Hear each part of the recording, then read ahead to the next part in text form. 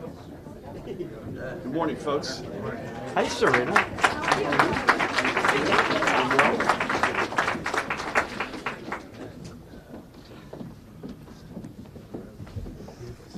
Wow. You're good, you're good. I'll come in this way.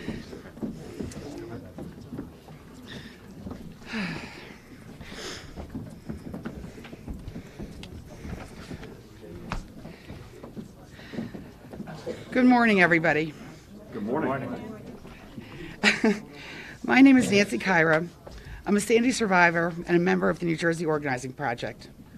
For folks who aren't familiar with NJOP, we're a nonprofit grassroots organization serving the Jersey Shore and regions in South Jersey. And we advocate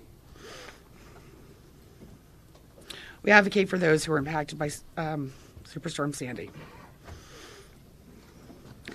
I'm sorry, just a little nervous. Oh gosh. It is just me and my family. 8 million viewers. And all these cameras, the media. So, and the governor right behind me. I got your back. You do. They have. They really have. There's hope now. There's finally hope. Oh my goodness. All right. So back to the remarks. Today is really pretty remarkable, obviously.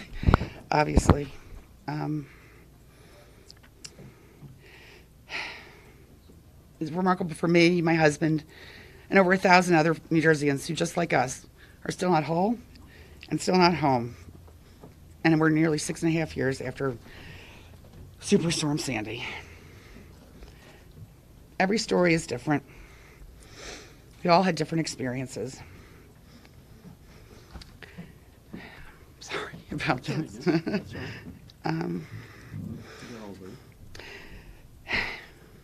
Every story is different. In our case, our difficulties began almost immediately when we were drastically underpaid by our flood insurance. But while we did get into the reconstruction, rehabilitation, elevation, and mitigation program, that did give us a little hope, but it just was not sufficient. It was not enough money to rebuild our home. And recovery from Sandy wasn't the only thing that has made this one of the most difficult times in my life. I was in the ICU at Jersey Shore after needing dialysis following complications from a surgery about a year after Superstorm Sandy hit. And while I was in there, my husband had a near-fatal heart attack, ironically joining me in the hospital. It's very difficult to recover from a disaster, but especially to get through crises like that when you're trying to recover.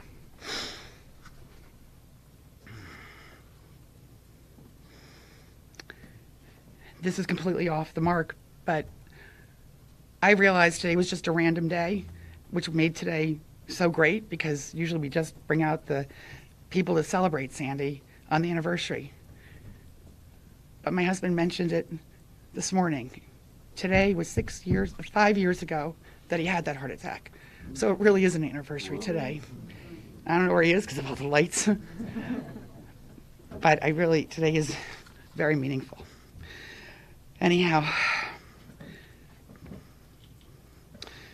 I'm so sorry. I'm having this is very emotional for me, and I'm just going to go off my remarks, which I'm sorry if this is not a protocol. I didn't know what the rules were. I think there's rules. I don't know. Rules. All right. Well, this Happy is hour it. at 11:30. Thank goodness we elected you. No, but I just want to acknowledge Sen Menendez. I didn't know it at the time because it's very hard to recover from disaster. But when 5 years out, when we were still in such a bind, is when I got involved with New Jersey Organizing Project, and I had no idea what had happened prior to me getting involved. And looking back, I can't believe the fight that they had to go through to get money to come to New Jersey to help people like me. So thank you.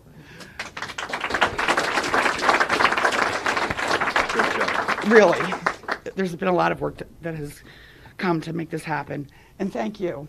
When you were the candidate, we were standing right next to each other. You might remember me. It was dripping wet, and you were like, there was a lot. You had to go to an event. You were bone dry. I was dripping wet. And you said, it's going to be okay. Elect me, it's going to be okay. A year later, you announced a couple of things that we were going to do.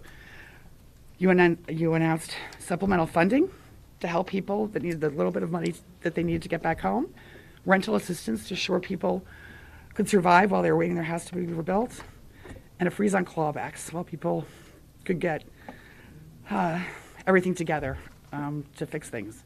So thank you. You kept your commitments, and we're working on it. So with that, it is truly my great honor, and I can't believe I'm just so casual about this, to introduce Governor Phil Murphy of the great state of New Jersey. Thank you. Thank you. There you go. You're good. You're good. Let's hear it one more time for Nancy. That was incredibly brave. Nancy, is your husband here? He is somewhere. Could you raise a hand? Where are you? I don't even know where Tony is. Okay, so if we see him, if you see him before we do, give him a hug for us. He's not going to raise his hand. I don't know where he is. Okay, Tony, wherever you are, we love you. So Nancy, thank you so much for your story, for your perseverance over these past 6.5 years, to you and Tony and your family, and to all of the folks still trying to get back on their feet here today. To the folks at the New Jersey Organizing Project who have done an extraordinary job. Good morning, everybody. It's great to be able to start the week, particularly given the extraordinary weather that they've arranged for us here this morning at Neptune's Shark River Municipal Marina. The harbor master is here. I want to thank him for hosting us. This marina was quite literally washed away by Superstorm Sandy, and it was rebuilt stronger and more resilient. And it exemplifies what we want for every community and every individual and every structure that was hit by Sandy. And today, we're not spiking the football yet. We won't be satisfied until the number gets down to 0 in terms of the folks who are back in their homes, right? But we are proud to announce that we're closer than ever to ensuring that can happen. I'm incredibly pleased to be joined by Senator Bob Menendez, who's been a huge fighter on behalf of Sandy victims. Congressman and Chairman Frank Pallone is in the house. Frank, great to have you. Senator Vin Gopal is with us. Vin, thank you. And Kevin McGee to my right of the St. Bernard Project. I also want to recognize to my left, notice I said to my left, Serena. I didn't mean it that way. Assemblywoman Serena DiMaggio, who is here.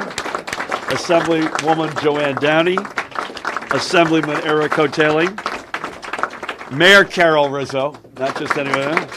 Committeeman Nick Williams, and to the rest of the team here in Neptune Township, thank you for hosting us. We've also got from my office the tall guy in the corner, who many of you know, Dan Kelly, who's been involved in Sandy for a long time, and Sam Villavatine from the Department of Community Affairs, who you all know as well. So 5 months ago, we held a press conference in Union Beach, about 20 miles north of here, to outline steps our administration, and Nancy alluded to some of these, that our administration would begin pursuing to get the remaining families displaced by Superstorm Sandy back into their homes. That press conference, in fact, wasn't the anniversary. It was 6 years after Sandy. And 6 years is far too long for families to not have closure or for them to not be able to move forward. Over the past 6 months, our administration, and importantly, alongside of our federal partners, and none have stood taller than Senator Menendez and Congressman Pallone, and our other federal and community partners, that the team has worked hard together to put into place the new funding and relief mechanisms our Sandy survivors need to have closure. And today we'd like to give an update and some additional hope that the long recurring nightmares too many families have faced can finally come to an end.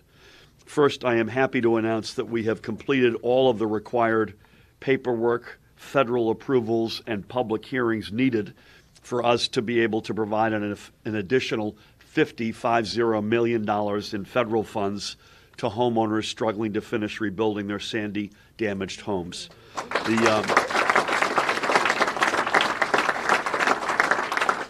the $150,000 cap on grants that had been in place for the past 6.5 years, which is a financial barrier that had stopped too many folks from being able to return home, is now eliminated. Sam and Dan tell me that homeowners will soon be able to apply through the Department of Community Affairs for the funding they need to complete the rebuilding of their homes. And we're going to be with them every step of the way throughout this process to make it as easy and as stress-free as possible. No finger pointing, no blaming, just heads down, grinding it out. Our Department of Community Affairs, led by Lieutenant Governor Sheila Oliver, who sends her very best, has already conducted several outreach and information sessions in areas up and down the shore to inform struggling Sandy homeowners about the new funding and to get this process started. Of course, while rebuilding continues, families still need places to stay. To alleviate the burdens of both paying rent on a temporary home and a mortgage on the one being rebuilt, homeowners, and this is the second big announcement today, homeowners will now have access to an additional 19 months of federally funded rental assistance.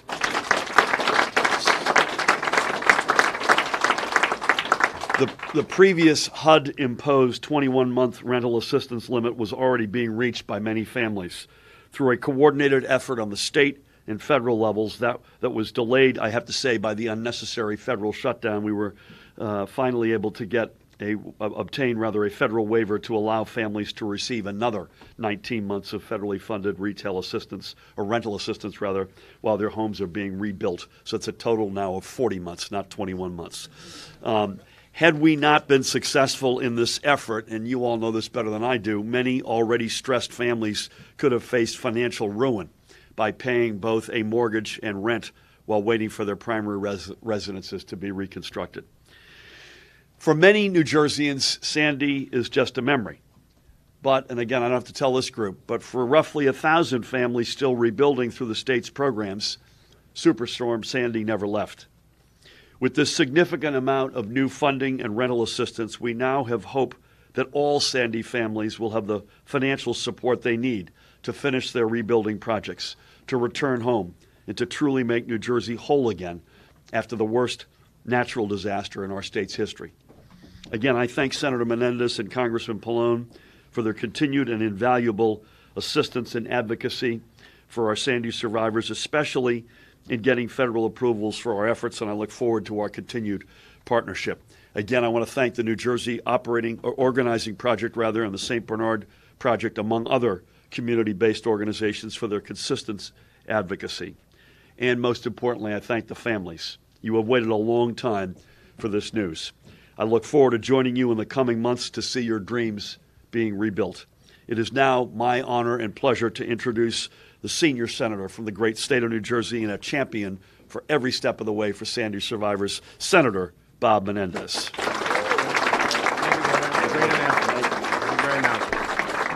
Well, good morning. It's a gorgeous day outside, and hopefully that sunlight is going to shed a little bit more sunlight on so many of our families that they can finally see the end of the road here. Let me thank Governor Murphy for his kind words, but above all, for being a true partner in this fight to make Sandy survivors whole. We've been told a lot of things. This governor told me, I want to do this, help me do this, and in fact, here we are today announcing it. Governor, thank you for your leadership. It makes a difference. To my dear friend, Chairman, not just Congressman now, Chairman Pallone, chairman of one of the most powerful committees in the House of Representatives that inures to the benefit of New Jersey, and was just a tireless champion from the day after the storm till this day. He's just an extraordinary public servant, and all of those who have the shore are fortunate to have him. To all of the elected officials here, Senator Gopel, the Assembly people, and to an incredible citizen group. Sometimes we wonder in our lives and in our civic enterprise whether or not people can make a difference. I'll tell you, the New Jersey Organizing Project makes a huge difference, and it's their leadership that has been extraordinary. And That's you too, Nancy, yes. And I want to thank Nancy for sharing her story. And I understand the emotions that run through it. So we're very fortunate to have you here, and hopefully this will be the end of a long struggle. Everyone here today remembers the staggering damage left behind by Superstorm Sandy more than 6 years ago, the lives lost, the homes swept to sea, the flooded roads and downed power lines, the iconic boardwalks and marinas like right here at Shark River Hills washed away. From the moment those dark clouds parted, we New Jerseyans were under no illusions. We knew that the road to recovery would be long. We knew that rebuilding our homes and communities would be less of a sprint and more of a marathon. But what no one expected were all the hurdles thrown in Sandy victims along the way.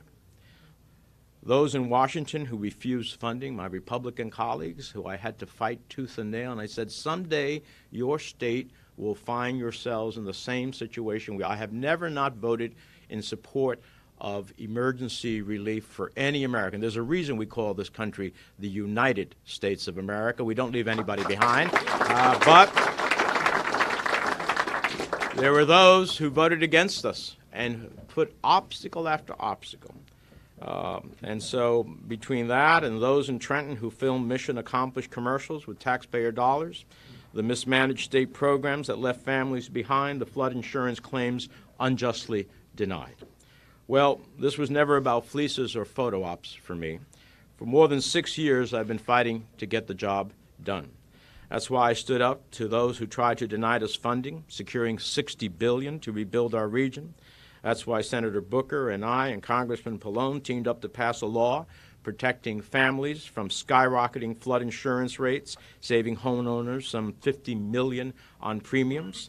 That's why I stopped FEMA from shutting New Jerseyans out of the increased cost of compliance program, and why I fought for reforms to streamline the Christie administration's inefficient rebuilding programs. That's why I stood up to flood insurance companies that were lowballing Sandy survivors, spearheaded the investigation that uncovered all the fraud and abuse, and delivered another $260 million to homeowners in New Jersey previously denied claims.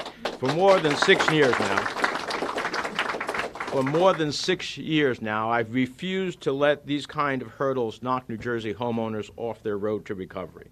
As I said the night that New Jerseyans reelected me to the U.S. Senate, my fight will not be over until every Sandy victim's fight is over as well. And fortunately, I'm not fighting this fight alone. I've had groups like NJ operating together, evaluating and elevating Sandy victims' voices. Our stellar junior Senator Cory Booker, since he got to Washington, has been a tremendous advocate. The congressman, I'm especially glad to have Governor Phil Murphy in Trenton. What a difference it makes to have a partner in the governor's office who wants to listen and make things better rather than yell and cast blame. He's righting the wrongs of the past and working to make sure no one is left behind.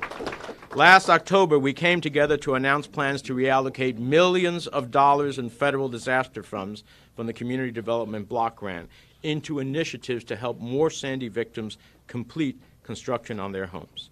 And today we're glad that after our urging on behalf of the congressional delegation, the Department of Housing and Urban Development gave us the green light to move forward. This combined $100 million in funding will help lessen the burden on Sandy victims still struggling to rebuild their homes. When rental assistance to help New Jerseyans trying to pay rent and a mortgage, as well as the elimination of the $150,000 cap on grants for homeowners to finish rebuilding, repairing, and elevating their homes. So the 1,200 or so New Jerseyans who remain in the state rebuilding program have been through hell and back again. Some were defrauded by their building contractor. Some had to spend tens of thousands of dollars fighting flood insurance companies in court. Some remain paralyzed by the fear of dreaded clawback letters. These Sandy survivors have faced many difficult obstacles. But at the end of the day, they all share the same dream of returning home and getting on with their lives. Their marathon is not yet over, but today I see the finish line on the horizon, and the day they can return is really near. With that, Let me introduce an incredible colleague, tremendous champion on this and so many other issues. Synonymous, his name is synonymous with the shore and the green wave, not the blue wave, the green wave, the environmental wave. Congressman Frank Pilar.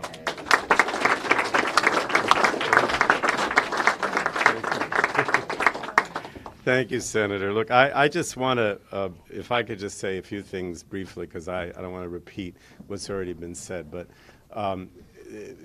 I think the most obvious thing from today is that in the aftermath of Sandy, it's really an ongoing activity to try to get the funding, to try to bring people back to where they were, and to try to make sure that we do mitigation so we don't have the same thing happen again. And in that process, no one has been better than Senator Bob Menendez. From day one and today, he said, you know, we're going to be, he suggested this might be, you know, the end or something, but believe me, it won't be, because I know him, and he's going to be continuing to fight forever for everything that relates to the aftermath of Sandy and everything that relates to the shore, because that's what he's all about. Nobody's fought harder than you, and I don't care what anybody says. Now, and of course, the governor took the mantle at the state level, which is so important, as soon as he was elected, even before he was elected. So I want to thank the governor for what he's doing, particularly today. But the grassroots organization, the New Jersey Organizing Project, which I'm more familiar with, you're from St. Bernard's. I asked him if that was like the rescue dog coming to people's rescue. You know, what they provide is not only the grassroots activity in terms of making sure that we do what we have to do, but also telling us what doesn't work. Because, you know, we passed legislation. Senator Menendez talked about the $60 billion package for Sandy, which we fought so hard for, you know, me in the House, him in the Senate, Senator Booker as well. I mean, the bottom line is that, you know, we pass these things thinking that it's going to work, and then we find out that some of it works and some of it doesn't. So that's where, you know, Nancy and the rest of the people here today make a difference, because they tell us what else needs to be done in order for these things to work, and they also give us ideas for what we can do in the future. And if I can talk about the future, I'll mention the flood insurance program, right? Because we knew that the flood insurance program didn't work for a lot of people. And Senator Menendez and I are working on legislation. He has the bill in the Senate. And I just testified recently before for the Financial Services Committee, because we want to have a, you know, like a long-term flood insurance program, like 6 years. We want to make sure that there's a cap on the premiums that's like, you know, no more than 10%. It should be even less. We want to make sure that there's money for mitigation, you know, so that we can do things that won't, you know, that'll help us in the future. And we also want to do things in a larger sense with infrastructure. You know, one of the things that we're still working on, the senators and myself, are the Army Corps projects that were funded with this, right? So we're still working on Port Monmouth. Union Beach is going to start soon. We're hoping that we'll be able to do Highlands as well. And then, you know, we're hoping we're going to do an infrastructure bill this spring, and hopefully in May or June, that provides a lot of things that would help with address climate change, because ultimately part of the reason that these storms are becoming more fierce and more frequent is because of climate change. And we, you know, I'm not going to get into bad-mouthing Trump and how he doesn't believe in climate change. I just said it, though. but the bottom line is there are infrastructure things that can be done that will address climate change, and that will make it so that, you know, hopefully we don't have as large a storm, and we don't have the more severe situations. And that's something we're going to work on as well. But I just wanted to say today, I mean, what the governor announced today is really so important, because I know there are a lot of people in my district. You're not actually in my district today in Neptune. The mayor reminded me when I came. It was at the time of Sandy, but it's not now. Thank you, Mayor. But we did, the governor mentioned being in the Bayshore in Union Beach, and the Bayshore I represent, and that was very hard hit. And we know there are a lot of people there that are part of this 1,000 that have not been able to get back in their homes. And what's being done with this $50 million that the governor mentioned, I think will help a lot, particularly the 150 cap, because we knew the 150 didn't work, and the rental assistance, because they have to stay someplace. So, you know, this is an example where The governor is reprogramming what is federal dollars, but in a way that is going to make a difference, because we heard what Nancy and the other grassroots people said, and we're going to continue to hear what they say, because that's the only way we're going to make these accomplish the things that really make a difference, like what you're doing today, Governor. So thank you all. I don't even know how long it's Thank you, Congressman. In his chairman capacity, I think you got to take a train, right? I do. Okay. Thank you for being here.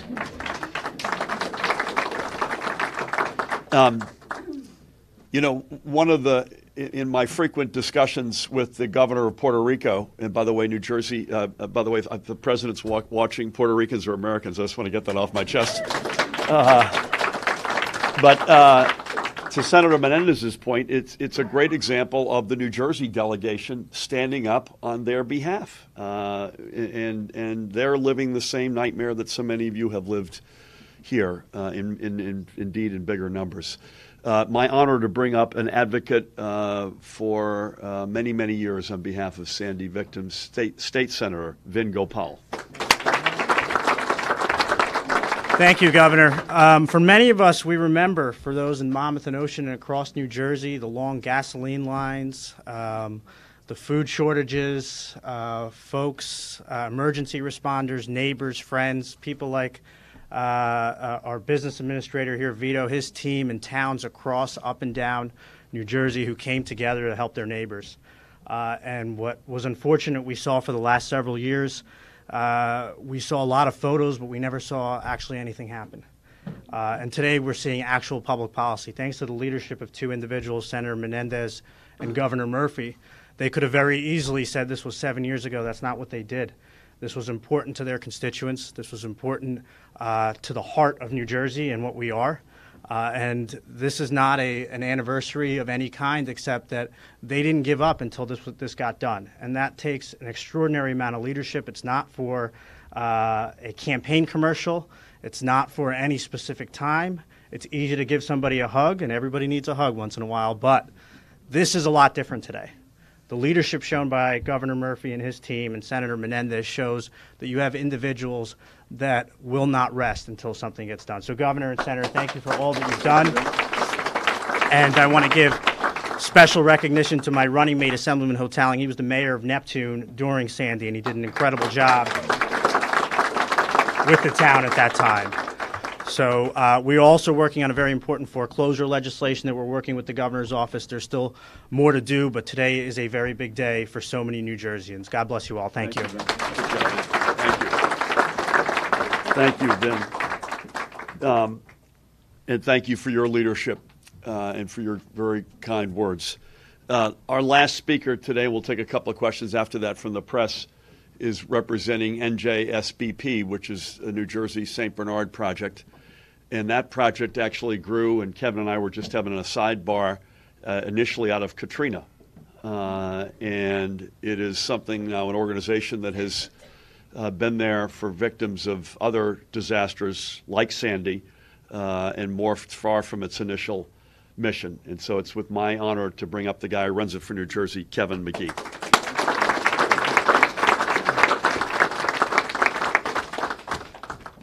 Thank you, Governor Murphy. I'd like to thank the Department of Community Affairs for inviting me to be here today. I'd like to thank our partner, the Affordable Housing Alliance, our friends at NJOP and at IEM. My name is Kevin McGee. I'm the director of SBP New Jersey. SBP began in New Orleans in 2006, shortly after the devastation of Hurricane Katrina, to address the long-term rebuilding needs of that community. SBP began in New Jersey, the same effort, shortly after the 2012 storm. SBP is powered by AmeriCorps in the form of men and women from all over the country, helping to coordinate local subcontractors and thousands of volunteers from all over the world to help us to rebuild for hundreds of families up and down the Jersey Shore. AmeriCorps is a powerful force multiplier, and it is in large part the reason SBP is here today as the final nonprofit rebuilding group focused on Sandy survivors.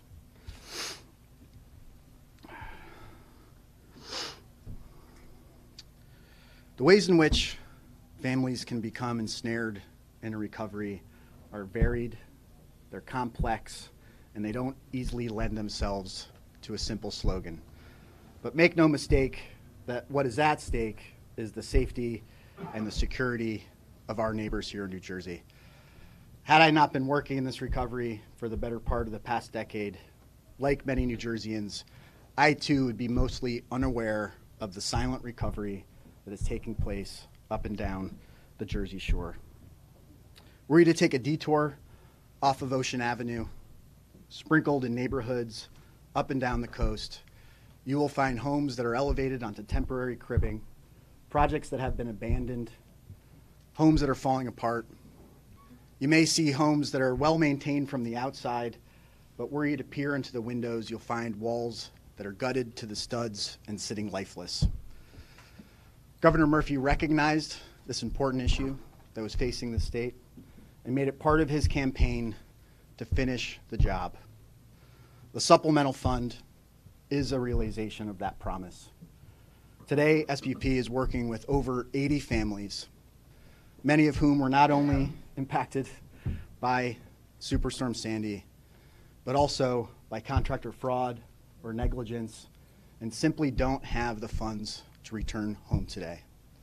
The supplemental fund is going to make it possible for us to return the safety, the security, the comfort, and the predictability that we all know as home.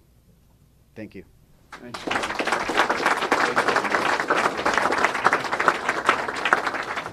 Thank you, Kevin.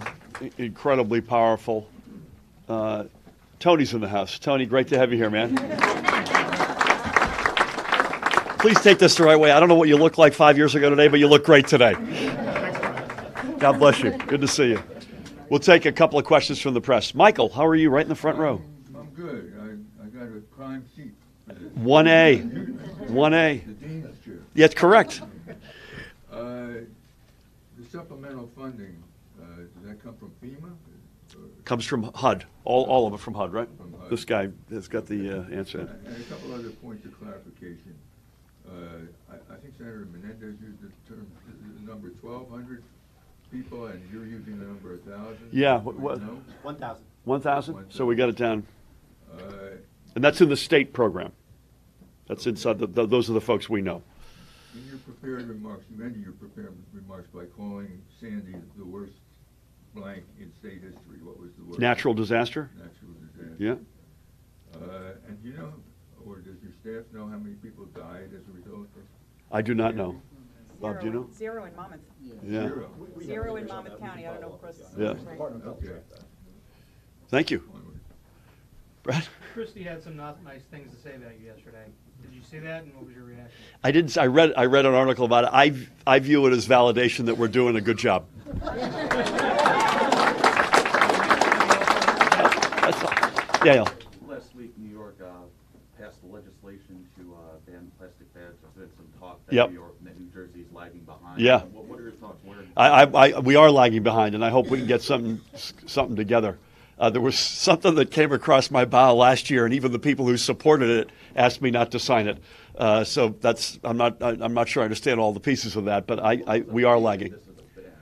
Yeah, I wouldn't comment on specifically what we should be doing, but we got to do something. There's no question about it. Please. I still don't have an answer for your question last week, by the way.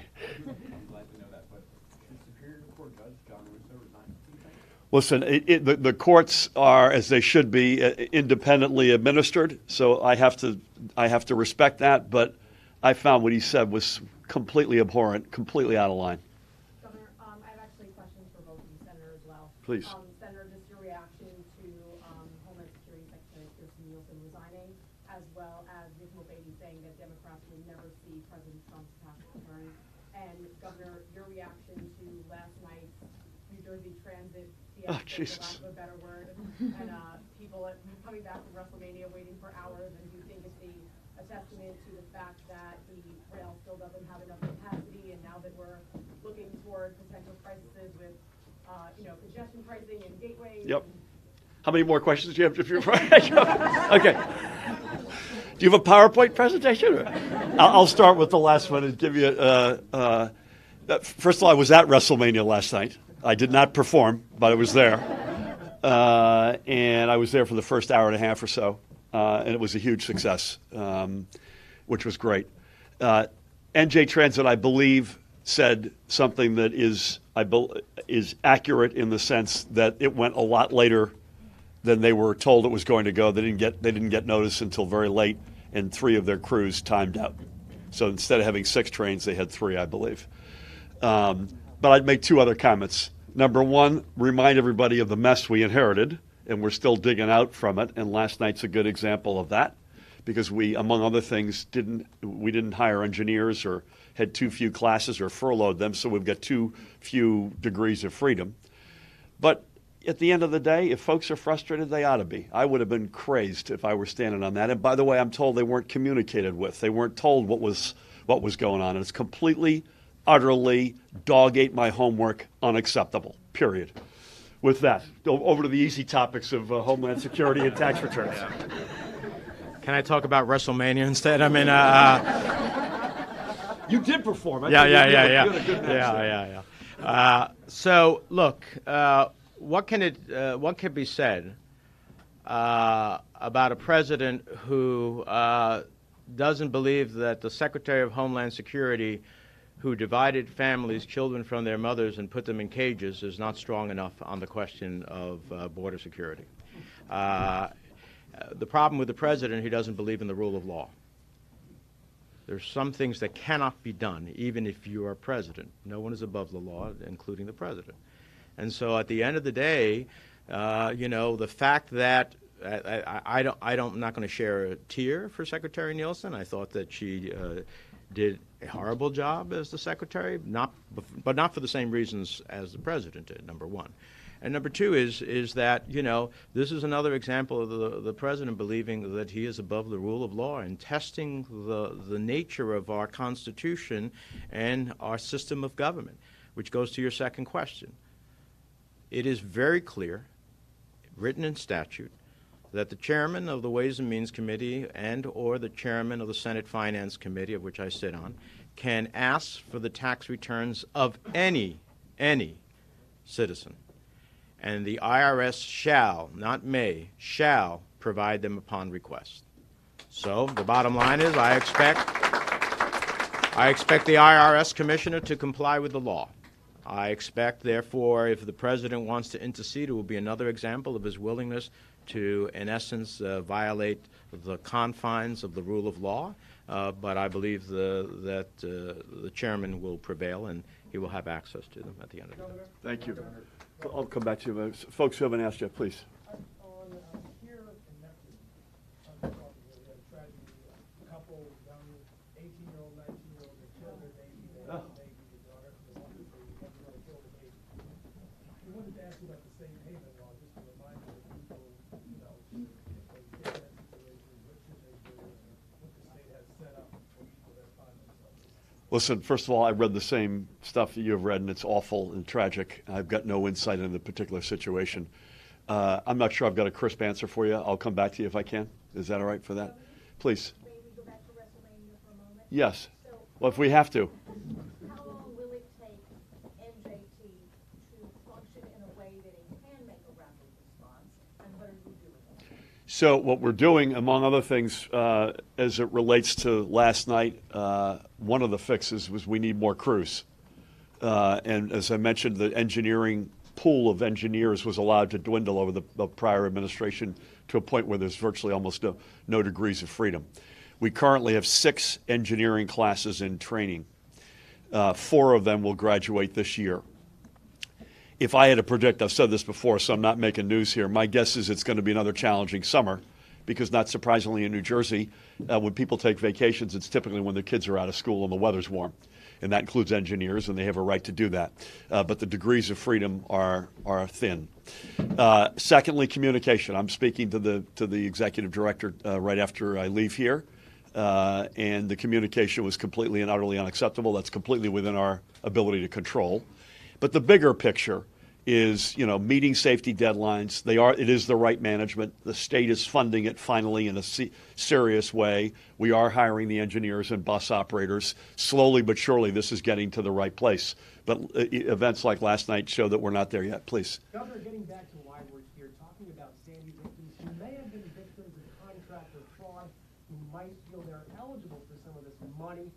What is your advice for families that are still going through the struggle that haven't reached out as part of that 1,000? So what's the place, Sam or Dan? Where should they go?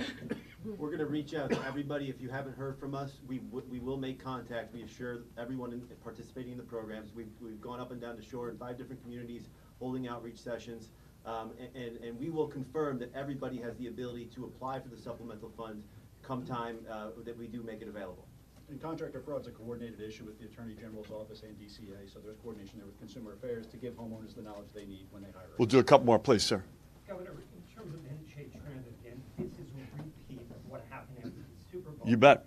How can riders feel confident in this agency if riders are left abandoned? Yeah, I wasn't there for the Super Bowl, but I made the same comment to my team this morning. And WrestleMania, by the way, is the Super Bowl of professional wrestling. And it's unacceptable, period. We're fixing it, but we're going to learn from this, and I'll be damned if it happens again. Michael, we'll close you out. Governor, you've gotten a fair amount of political mileage out of increasing paid family leave, and the TDI, Temporary Disability Insurance Fund, is going to pay out more. Yesterday, the Star Ledger did an article that was a little eye-opening in pointing out that it's going to cost people in terms of additional payroll deductions to the tune of maybe $300 or so for the 2 programs. Should people have known that before yesterday? First of all, I think we have, Michael, at every step of the way, been very explicit about how these things are getting paid for. And I didn't see the $300 number. That surprises me. But these are programs, the great news, that are spread across thousands, if not hundreds of thousands, if not millions of people. So the amount, whether it's for whatever these programs, is quite small. I'm not making light of any payments, by the way, but they're quite small overall. I think if you look at what we're doing as a package, so minimum wage, earned sick leave, equal pay, the independent retirement fund that's going to get set up for companies that don't provide you with retirement plans. What else would be on that list if I didn't say paid family leave? That's all directed. That's not just because we're nice people. That's directed at worker morale and productivity. And so I expect that we're going to see a much stronger, healthier, more secure workforce. John Bramnick, the Republican Assembly leader, was on NJTV this weekend saying we're now up to 22 taxes and fees that Murphy has hiked.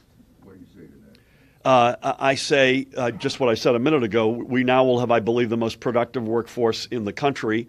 The middle class was devastated, ravaged, hollowed out in the last administration.